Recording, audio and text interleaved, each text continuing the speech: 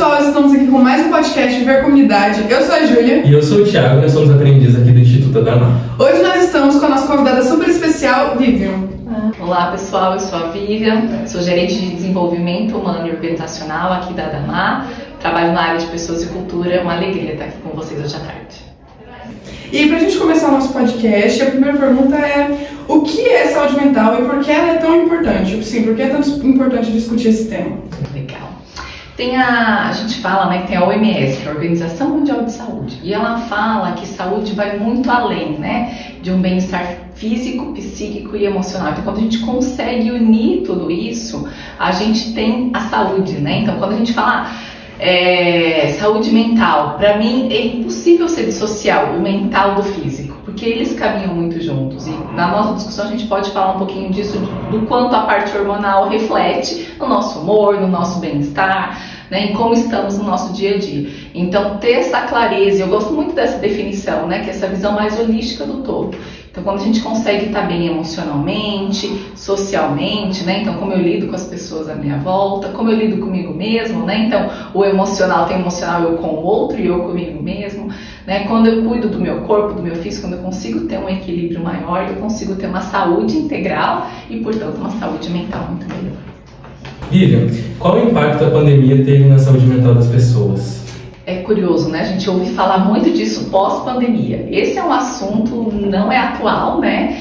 Mas de fato ele se intensificou. Por quê? Porque a gente tem estudos que falam que após a pandemia o número, né, de depressão, de ansiedade aumentou 25%.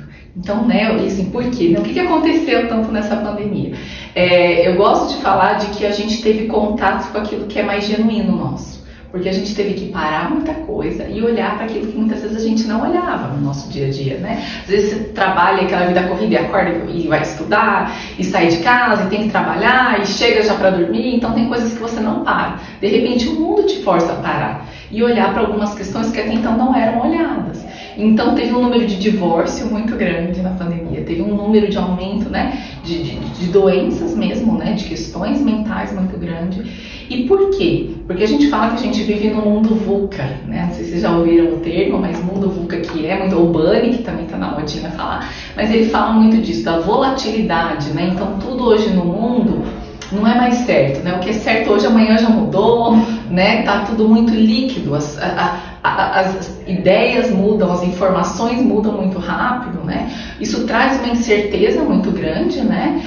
Para todos, e daí com isso vem um medo, uma ansiedade que eu já vou falar um pouquinho que tem a ver com a pandemia, e vai tornando o mundo mais complexo, que é a letra C do VUCA, né?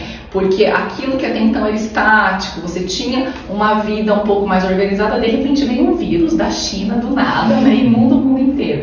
E a gente vai vendo o quanto as relações, o quanto o mundo não é tão simples, não é tão linear, não é só causa e efeito de uma forma simples. E essa complexidade traz uma incerteza, que traz uma insegurança, né? Que reflete em nós.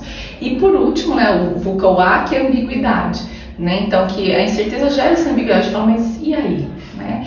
E aí que por isso que surge, né, e aumenta tanta ansiedade e crise de depressão também. Por quê? Porque a depressão é a gente olhar sempre para o passado. Então, ao invés da gente viver o hoje, a gente ficava na pandemia, ai, se eu tivesse feito isso, ai, né? Não só na pandemia, né? Mas é natural a gente olhar muito para o passado, ou a ansiedade que olhar muito para o futuro, né? Ai, quando isso vai acabar, né? Quando que eu vou terminar meus estudos? Quando eu vou alcançar tal coisa? Quando eu vou ter um carro?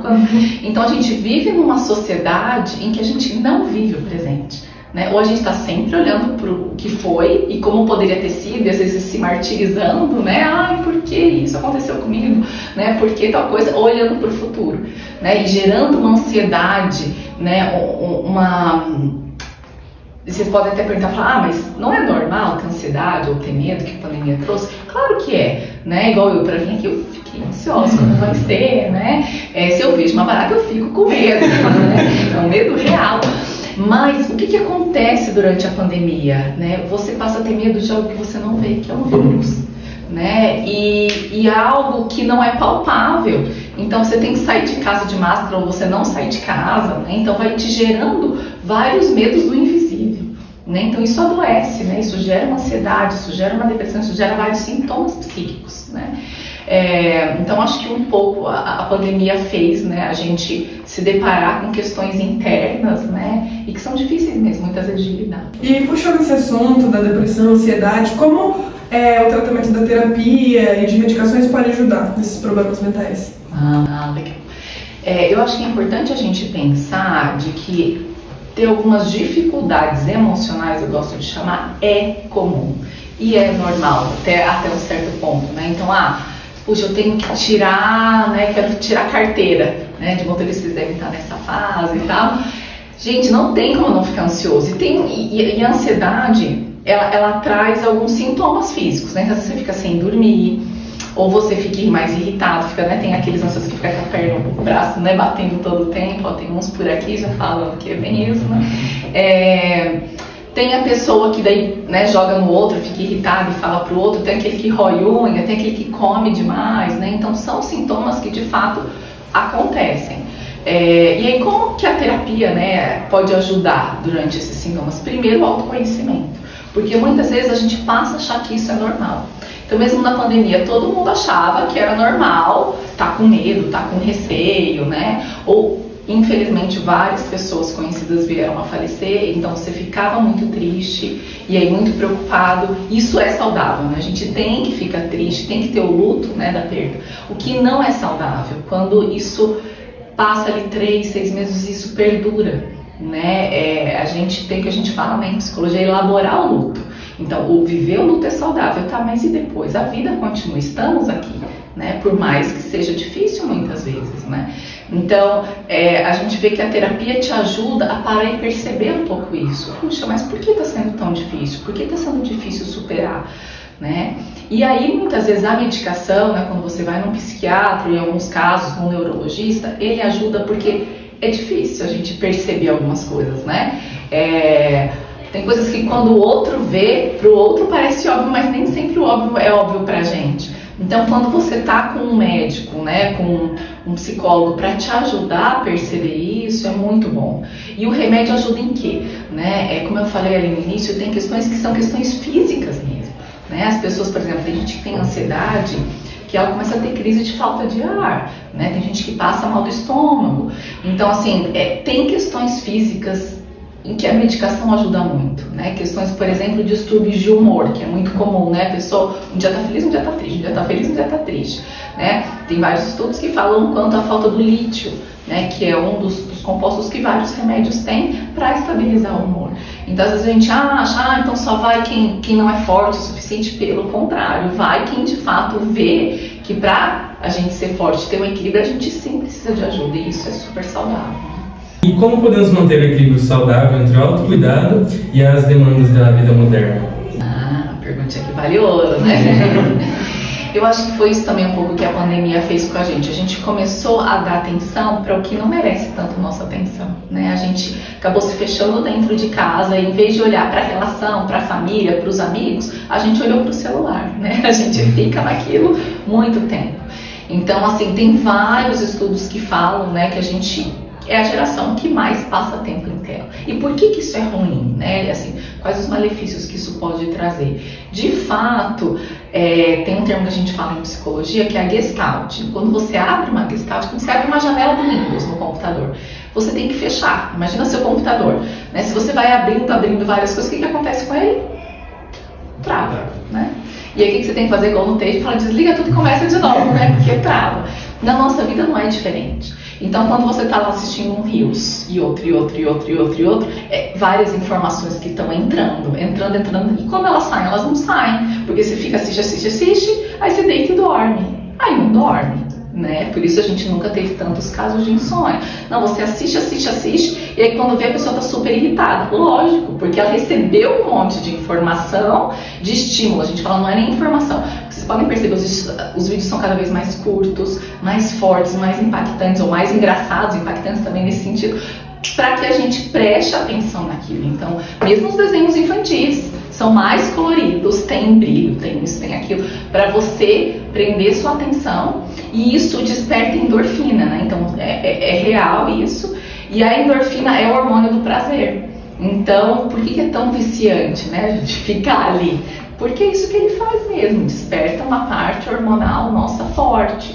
E aí como que a gente pode trazer esse equilíbrio, né? Então nunca mais ver tela, não, mas puxa, será que em vez de ver rios, vamos ver um filme, né, de 2 horas que traz um romance, né, para as meninas, ou um vídeo, ou que seja um Marvel da vida que traz uma aventura, mas que ele é mais longo, ele conta uma história, que você consegue ter um tempo para relaxar, né? Então essa saúde, esse equilíbrio que você falou, como que a gente pode conciliar com a vida moderna, é buscar o que é prazeroso pra gente, né? A endorfina hoje a gente se satisfaz muito na internet, nas telas, na comida, né? Então a gente se satisfaz de formas disfuncionais. Então como que a gente pode achar uma forma funcional para isso? Puxa, vamos assistir um filme bacana, vamos sair com um amigo, vamos dar risada, né? Tem vários estudos que falam como rir faz bem para a saúde. Vamos ter o afeto, né? Tocar mesmo no outro, assim. Durante a pandemia também tem vários estudos que falam o quanto a falta de contato fez mal, né? As pessoas adoeceram por não ter o outro, né? Somos pessoas relacionadas, a gente precisa do outro.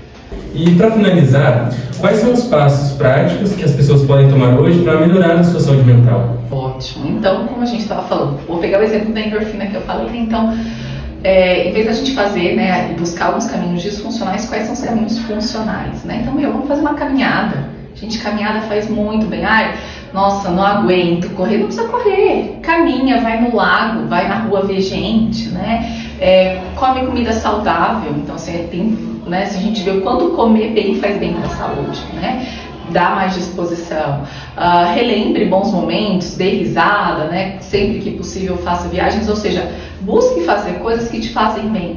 Hoje em dia, mesmo jovens, qual é o hobby, né? Do que vocês de fato gostam de fazer? É muito comum, todo mundo gosta de ficar no computador, né? Assim, ou muito no celular.